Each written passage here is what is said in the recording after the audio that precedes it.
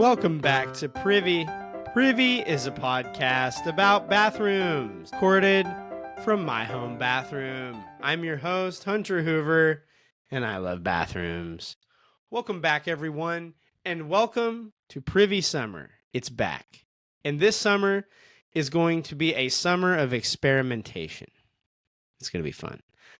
I want to open up this week with a poem. Summer is nigh, there's sweat tween my thighs. It's too dang hot for wearing disguise. Pull out the freeze pops to help the fat sweat stop. Sometimes this heat gives a fear of big log drops. Because sweat don't quit just 'cause you sit to expel spicy T-bell when you have to poop. So when things heat up, keep milk out the cup, or you'll be tied to the pot till you've yupped. But be calm if you will. Enjoy this pod and be still. 'Cause Privy Summer's back to help you all chill. Welcome back to Privy Summer. I want to open up with some thoughts and discussion. I had a coworker this week approach me. Anytime I get approached, you know it's going to be good. And this coworker approached me with a couple of things bathroom related. The first was he approached and he said, I have a question for you. I was like, okay, yeah. He goes, you being married, I want to know, have you ever had this experience? And I said, well, I don't know. Where is this going? Pray tell, what are we getting ready to get into here? And he casually says, do you ever, when you are pooping or like throughout the day, discover that one of your significant other or wife's hairs has made its way nestled right into the bum crack, for lack of a way of saying it? And I stared at this coworker. Now, this summer, Anna and I will celebrate our 10th wedding anniversary. We're very excited. It's a long time for her to have put up with me. And I had to look at him and I had to be like, truly, that I have never had that experience. To my knowledge, no. And I'm sitting here going, what is the arrangement by which your girlfriend or whatever's hair ends up in the nethers, guy? Like, sort yourself out and to quit talking to me about it.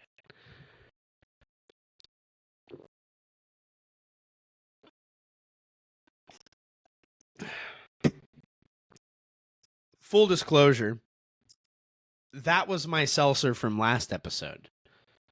But don't you worry, I've got a fresh polar seltzer on deck. It's a 2-seltzer night, friends. It's going to be great.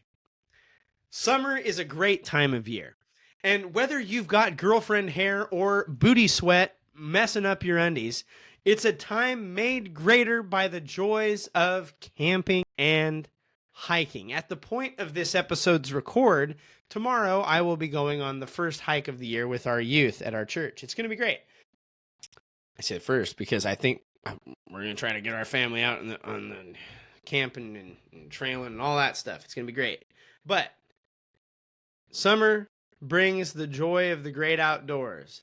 The creepy, crawlity, buggity, wuggities are all over out there. The air is literally toxic to me. I breathe the air and I sneeze and I cannot breathe, but there's something about being out in it. And I've got to admit, we've talked about camping here on this show before. The discussion around camping is not a new one. And the wonders of pooping in the outdoors, there's nothing better than flapping a hot, steamy pile and letting the cold, gentle breeze of the great American wilderness just christen your backside. There's nothing like it. But there has, and we've explored from time to time different. This is another byproduct for those joining us by video. You're watching me get what I like to call a deep eye allergy itch. It's where the air has decided to wreak havoc on my eyeball socket and make it itch really bad. You really just got to get your fingy up in there and just get, you know what I'm saying? But there have been multiple attempts to develop technology to make the process of shazzing in the great outdoors a more comfortable thing. I realized that the way I move too much and it like the video on the thing, I can't help it. It's not my I wasn't made for video. We're in my home bathroom. If you didn't know, welcome to my home bathroom. We're gonna have to do an installment of what's on Hunter's weird shelf. So this, I got one installed, but my wife got me these light bowls. They're like little lights for your toilet bowl, so it lights up all neon colors. So we got a spare. We got one on deck in case this one gets fouled up or something wild happens with it. So it's good. It's all good. But one of the things that there's been all sorts of technology that have come to me via an attempt at art that ought to be talked about. One of the things we find a lot when we start talking about camping technology is that much of the camp bathroom technology that we have today is the result of wartime adaptation or wartime technology that has made its way into the public sphere. And when you think about it, that makes perfect sense. Like, it actually makes perfect sense.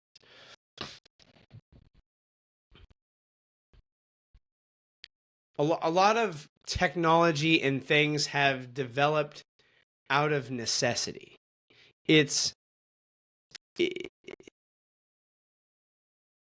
Things which we develop out of necessity make their way into luxury and eventually hobby. Back in the day, in wartime, if you had to poop, you hit the bushes.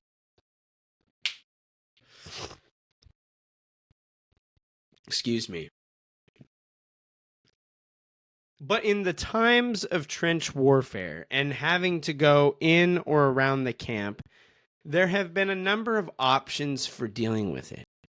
One that is super ingenious that I saw is you bury a pee pipe. You actually like dig a couple feet down and then you stick a big pipe so it sticks up about waist high or a little bit lower than waist high, otherwise it's going to be weird. And then you pee into the pipes, that way the pee goes down under the ground rather than being on the surface and it deals with more of it. Not a bad thing. You can dig a cat hole, a lot of it involves digging a hole to deal with the things that come out of yours. Hey.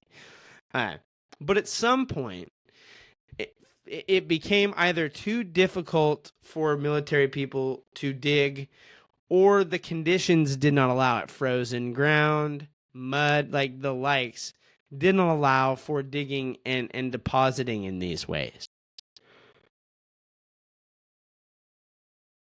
And so they had to begin to find other methods by which they would deal with the byproducts that were a part of their life. And one of these was to use different receptacles to catch, store, and then do away with the poo. The earliest mentions of this approach popped up in the times of World War I. Many of the ammo boxes of this time were made out of cardboard, but with wetter conditions and the need to keep ammunition dry, the metal ammo can was born. So here's the deal. What does metal ammo storage, other than this is America? It's June, which is in many ways the worst month. But it's also one of the best because it gets us psyched for summer and America. Sorry, everybody whose birthday's in June. You got ate up by the rainbow disaster that has happened now. Sorry, everyone. But what does ammo storage have to do with bathrooms? Well, as we noted, much of our camping technology derives from wartime.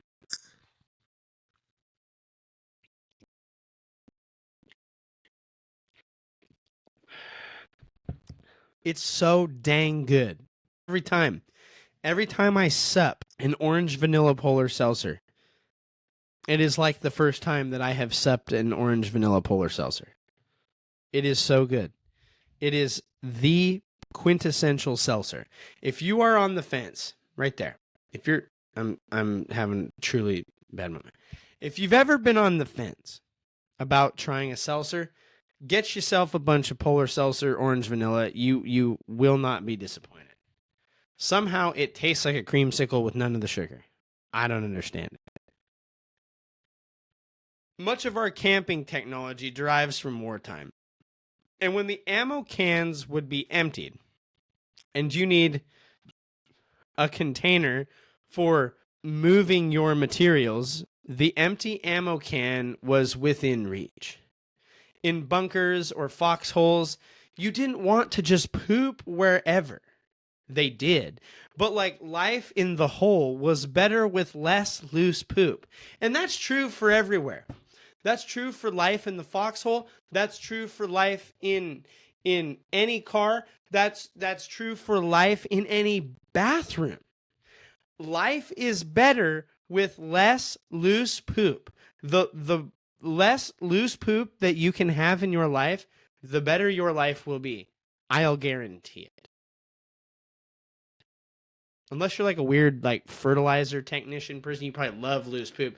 You probably get real jazzed about loose poop, you weirdo. But the less loose poop, the better. Soldiers are reported as sitting on ammo boxes and using them as toilets. In a pinch, you do what you have. A soldier's got to do what a soldier's got to do. And so these men of valor hung beef on the side of ammo cans to make their deposits. And you know what? I'll bet. I haven't tried this. The thing is it's hard to get a hold of these ammo cans now because they're vintage and collectible. And then if you did get a hold of it, you'd probably have to pay so much money to get a hold of it that you wouldn't want to hang beef into it. But I do want to try. And here's what I'll say. If I have tried by the time this episode's released, you might see a little cut here. If not, you'll know that I have failed in retrieving this.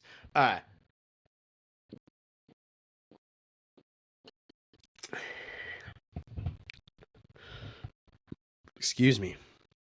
But I imagine in dropping flapping jacks into the metal ammo can, I bet it makes a somewhat satisfying sound, like dunk dunk. Like I know it's not that far between booty hole and bottom of ammo can, but I bet it's not the worst sound.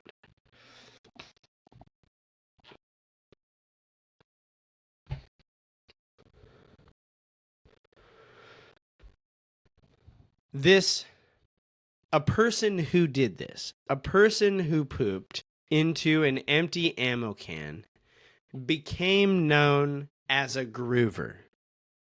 This was in reference to the grooves the metal ammo can would leave as you pressed your butt up to the can while defecating yourself into the can. Have you ever seen a wicker chair and thought, I might be just fat enough to have my duff look like a patchwork lattice apple pie crust if I sit in it? Wicker and lattice hate fat people, and fat people, here I am, and all the people are like, oh, he's shaming his body. Listen, it's fine. It's fine. I don't hate people who are heavier. I'm tubby 9x7. Like, it's fine. The reality is when you are of a bigger nature and you sit on a wicker item, it reacts to you differently than it does to a person who is not. And that's fine. There's nothing wrong with that. But you got to be aware of it. Lattice doesn't like big people, and big people don't like lettuce. Lettuce, you know what I'm saying? Also, another rant, the chubby tax on plus size shirts is stupid. If you are okay, so here's their logic. If you order a size small, medium, large, and extra large shirt, they charge you the same. What that means is the amount of material for a small and extra large shirt, they are saying, yeah, not much difference in amount of material. That's a flippin' lie. But when you go from extra large to 2XL, they're like, oh yeah, $3 charge on that shirt. It's not even that much more material. I think once small and medium, one price. Large, extra large, and 2X, different price. And if you're going 3X, 4X, it's totally fine. But that way, there's not this like, there's some logic to like, oh, I'm paying more because there is more material being used. But when you have like extra small, it costs the same as extra large, and then the 2X is $3 more, that's stupid. That's sizes. That is shaming. So go after every clothing brand you've ever interacted with. That's what I say.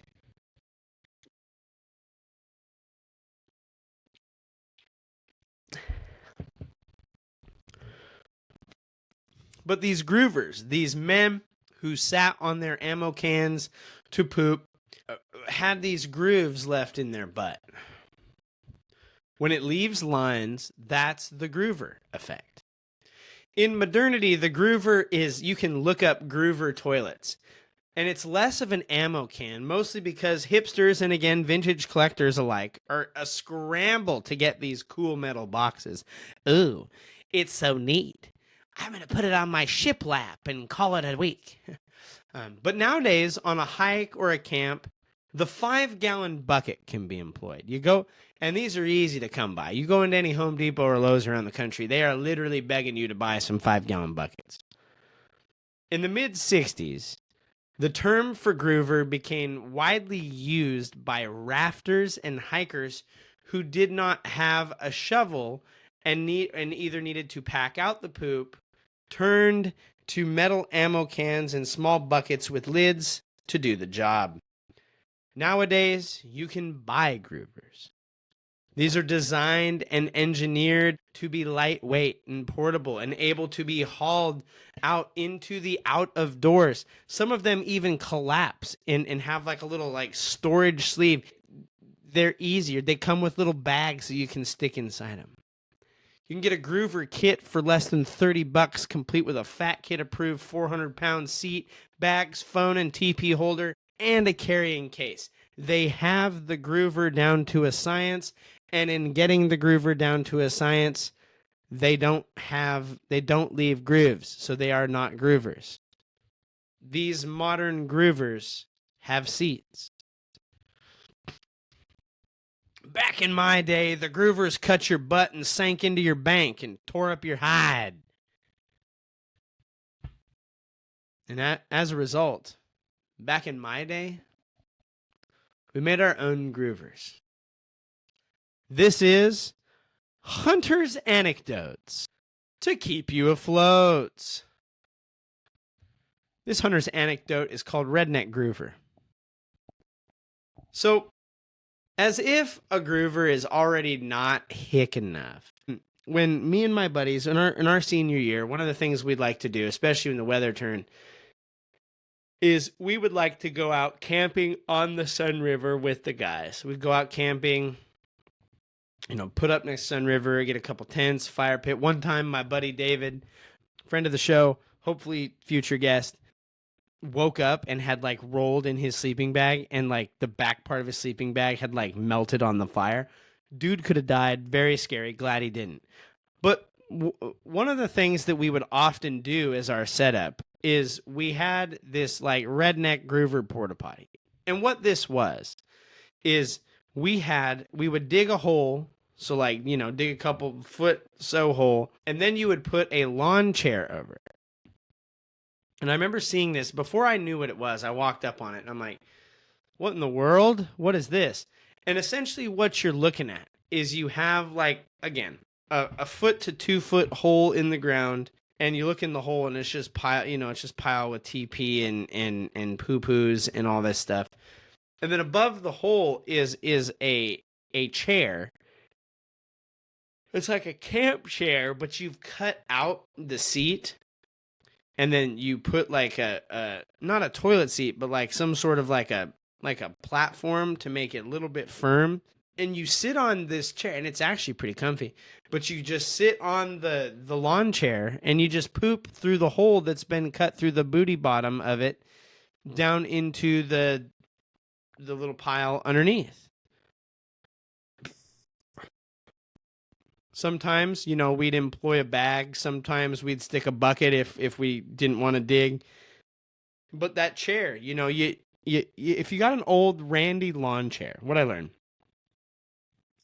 is if you have an old randy lawn chair, you can, with the old randy lawn chair, cut out the bottom, cut out the butt of it, and you can just poop straight through the bottom of the old randy lawn chair. It is fine. It will get the job done. We had a great time. On that same trip, we got 2 flat tires. And the thing about getting 2 flat tires is you usually got 1 spare. It was a long night. This has been Hunter's Anecdotes to keep you afloat.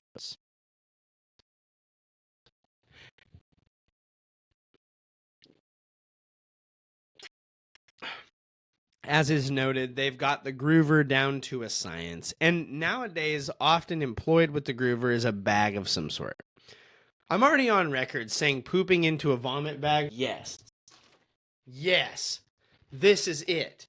So, what I'm talking about, you put your butt, you're right there. You're just going to, and then you're just, boom, right in the bag, twist, bam. Poo bag. It's going to be great.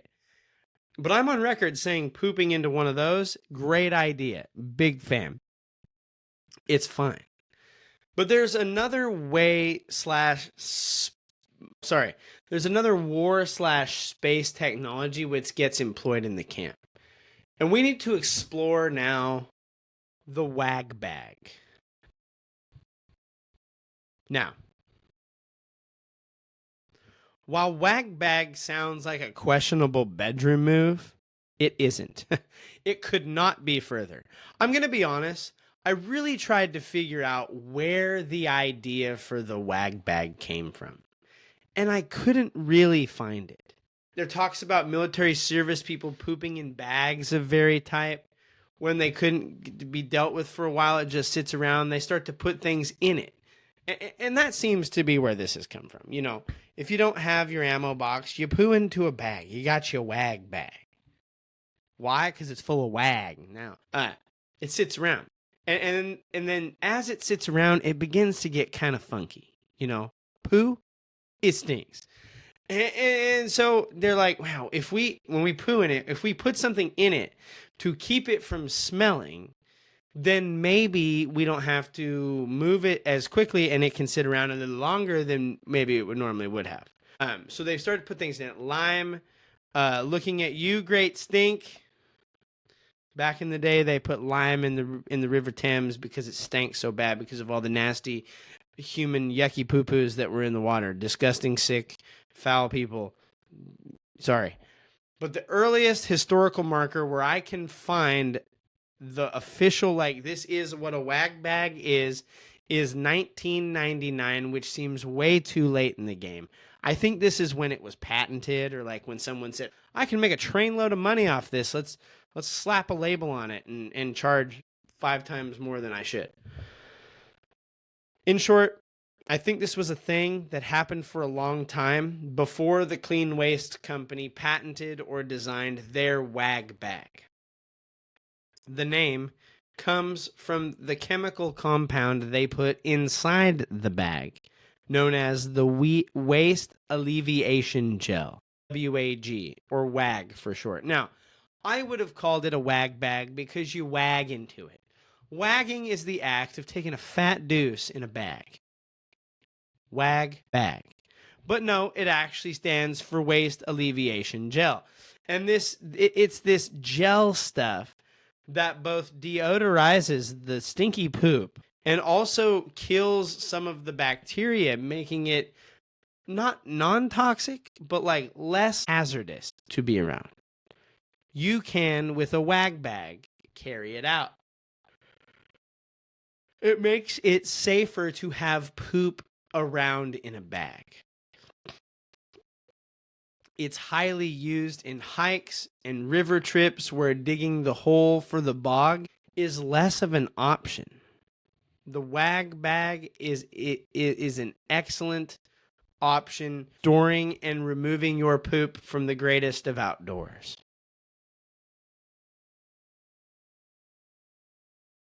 Before they had the wag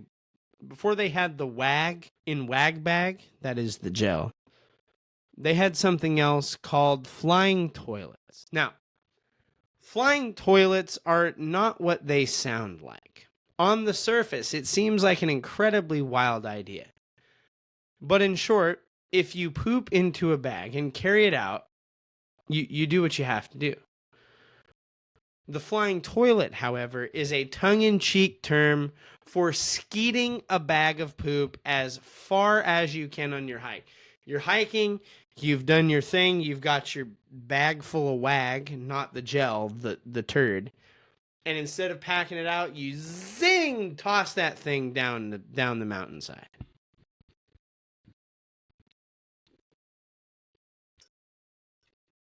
And there's stories on the internet, because where else are stories these days? Well, there's stories of people getting just pelted by flying toilets. Imagine you're walking along on a hike and you just get pancaked with some bag of fresh laid human woof. The hike's over. Like, poo is not where it's supposed to be. Bad. This doesn't really make the news anymore, but because it should, because it's people getting hit with bags of human turds. But now, whenever it does make the news of a person getting hit by a flying toilet, it's an environmental thing. They like to talk about it and use some dude getting smacked with a sloppy wet bag as the reason why we should all be worried about the bags and how these bags are ruining the environment. I'm going to tell you right now, if I get pancaked by anything that has to do with human anything, the last thing on my mind is, oh gosh, the plastics in this bag are going to hurt the mushrooms.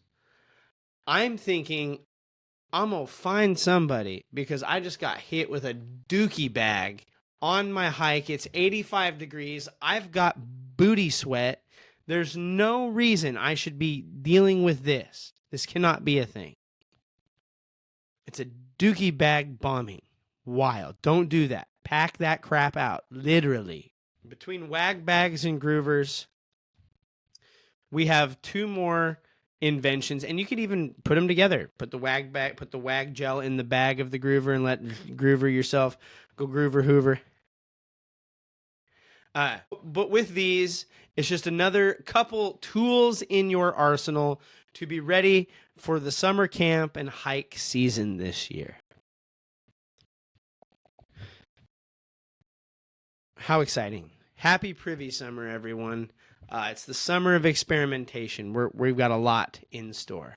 A lot of special things that we need to share with you this summer. Thank you for listening. Thank you for being here. Thank you for watching. If you're joining us on YouTube, give it a thumbs up or whatever the kids do on YouTube these days. I don't know. YouTube guys. But leave us a rating and review. The 5-star option is our preferred, and that helps people find the show. They search for toilets, they search for bathrooms, as you are. But it helps us bump up into more able to be found. Leave us a rating and review. For every rating that you leave, we will donate $1 to the Wounded Warriors Project and Living Water International. And for every written review you leave on Apple Podcasts, it's falling. I would poop here again if I'm not too scared and can still breathe. We'll donate a couple bucks to those written reviews. That is as a thank you. We donate that as a thank you for leaving us a review and as a thanks to the good work that our Wounded Warriors have done, and in the hope that we can get cleaner water for all, reminding you to keep pooping in the free world. because that free world was not always free. Join us on social. We're at Privycast. You can follow me. I'm at Owlet7. Follow Randy Bowles at Randy Bowles. If you have pictures for Randy Bowles, pictures for Toilet Tuesday, if you just want to share funny bathroom memes, join us over on Facebook at Privycast, and join the Facebook group, The Privies. We've got all sorts of stuff going on out there. Funny bathroom memes are being shared on the Privies, I would say almost weekly. So join us out there. We would love for you to share with us. You can send us an email, privycast@gmail.com. We'd love to hear you. Episode suggestions, comments, concerns. If you had, if your poo is a funny color because you ate too much Captain Crunch, I've been there. I've done that multiple times this week. If you ate something and it's like, gosh, I have got to tell you about this. We would love to hear from you. Read your emails here on the show. Read those reviews here on the show. We want you to be a part of what we are doing here. Thank you so much for listening. As always, we want to thank Kevin MacLeod for the use of his music and Podington Bear for the use of his music this week. You can check them out at the links below. Creative. It's not important. Go look them down below. Podington Bear, Kevin MacLeod, thank you for the use of your music this week. This brings us to the end of another episode of Privy. Thank you so much for joining us. Keep pooping in the free world. Enjoy your Privy Summer. Own your stank. And now, as always, don't forget to flush.